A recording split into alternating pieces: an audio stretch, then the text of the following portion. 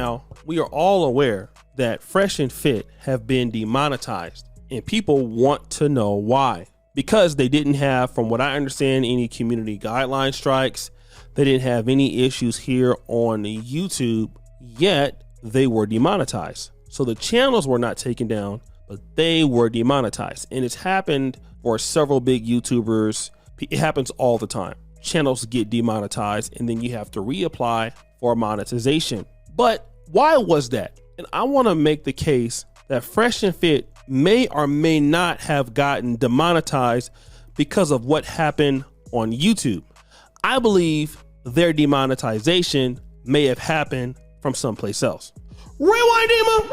I want to go to this clip of this racist behavior that Myron exhibited on a stream with Sneako. Now, this was on Rumble. Now, as we know, Sneako has been kicked off of YouTube. He can't even make a channel anymore, and it has nothing to do with even being monetized. Sneako got deplatformed, which is why he's doing very well on Rumble. However, when it comes to somebody like Fresh and Fit might say some things on Rumble that they won't say on YouTube. And I want to give you an example of what I'm talking about. Breach is crying right now, swinging from a monkey branch. Bro. Eating a banana, playing some Donkey Kong on an N64 because he's a stupid. He's a window licking stupid nigga. What? They accused you of calling him making monkey noises. You said he looks like a monkey. He does. No, he does. He doesn't mean that. Hold on, you Albania fuck. I'm about to show you how he looks like a monkey right now. Bro? Now, you see, this is something that they may or may not say on YouTube, but this extreme version happened on Rumble. Now, let me say this. Rumble is under a lot of controversy right now because they are letting a lot of content creators come on, and a lot of these guys are hate speech capitalists. People like Tommy Sotomayor, people like Fresh and Fit, people like Sneako. They will go over to Rumble, and Rumble is trying to get popping. So these guys will say pretty much anything they want to say with no filter. In fact, people on YouTube, let's say a YouTuber like myself, I'm not creating content on Rumble, but because of the stereotype about Rumble, I will probably go on Rumble and be more free with my content and more opinionated just because of what's happening on YouTube, right? I don't want to get deplatformed. But here's something that you gotta know. I want to talk about another YouTuber that you guys know by the name of EDP445. If you don't remember him, maybe you understand this clip.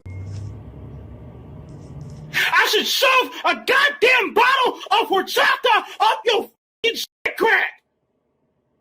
You f***ing bitch. Okay, that's the kind of content EDP445 used to make. Controversial guy, was really known for doing sports commentary, especially by being an Eagles fan. But here's what you don't know. EDP445 got deplatformed from YouTube for not even being on YouTube, okay? Here's what got EDP445 kicked off the platform. Go ahead. Well, I was actually coming out here to pick up a cupcake and then go back home. There was, nothing that was going to be sexual involved because I'm not like that. Well, obviously the text messages and stuff like that, you know what I mean?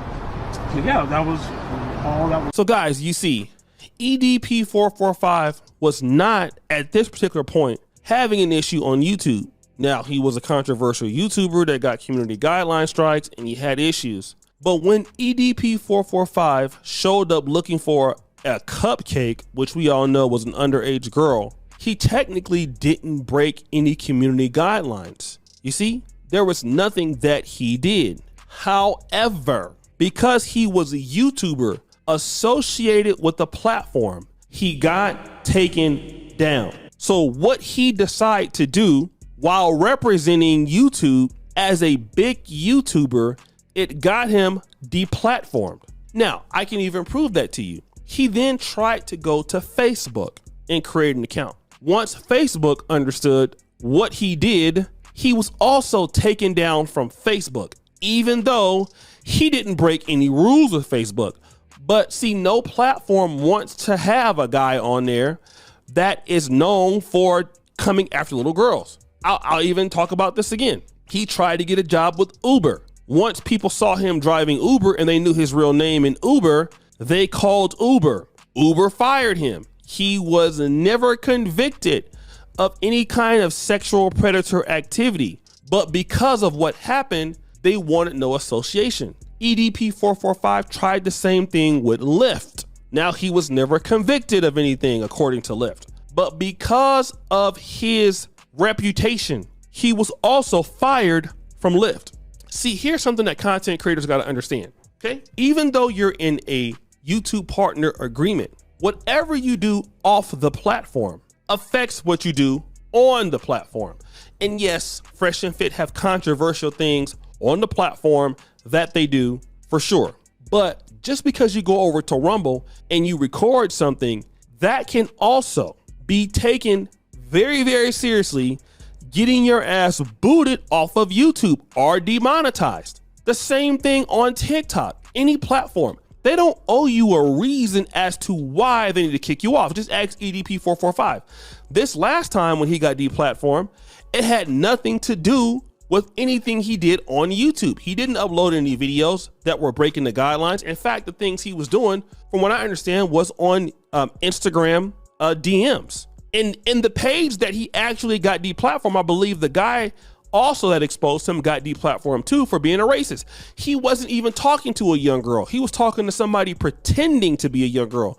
But because the intentions of what he was looking to do were clear, YouTube wanted nothing to do with EDP445. And he even tried creating another channel. He tried many times.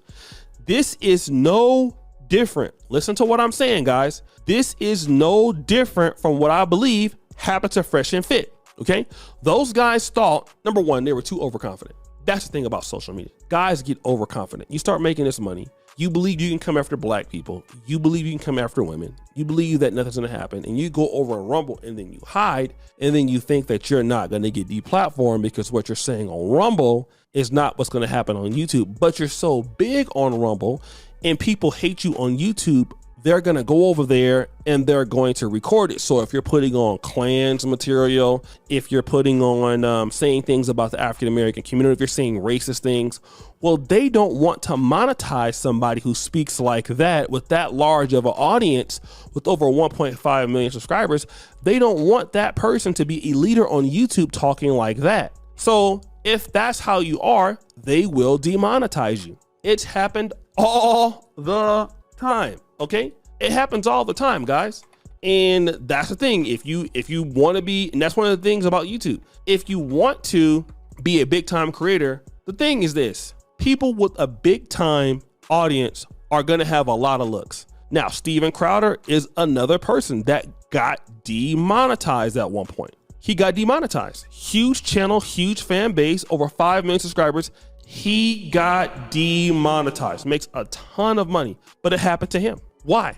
According to YouTube, making offensive content. So that's probably what happened. You know, these guys are not slick. You know, you can't run. If you go over to Facebook, if you go to Rumble, anything that you do as a creator and people know about it, you put it on the internet, it can get you demonetized. So